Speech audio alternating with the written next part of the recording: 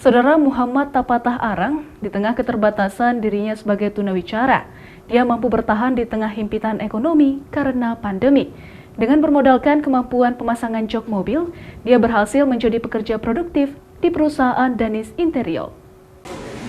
Muhammad, penyandang tunawicara ini, mampu bekerja layaknya karyawan biasa lainnya. Hampir 2 tahun, dia telah bekerja di usaha desain interior mobil ini.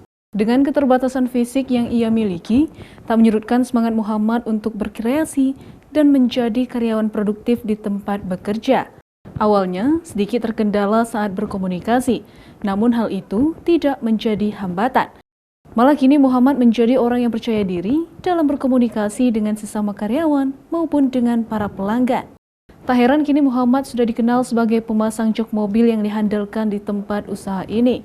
Cara kerja Muhammad juga rapi dan juga cekatan, sehingga banyak pelanggan menyukai hasil kerja pemasangan jok mobil yang dikerjakan oleh Muhammad.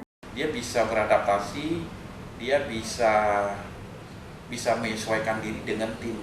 Di Danis ini yang paling kita utamakan adalah karakter yang bekerja di Danis. Kita bukan melihat dia cepat bekerja atau hanya mementingkan untuk diri sendiri, karena kita kerja secara tim. Sedikitnya ada 50 karyawan yang bekerja di sini. Uniknya, para pekerja di sini diutamakan bagi mereka yang kurang mampu maupun anak yatim piatu. Hal ini dilakukan untuk membantu masyarakat yang membutuhkan pekerjaan meski tidak memiliki kemampuan khusus di bidangnya. Nova Misdayanti, Kompas TV, Banda Aceh.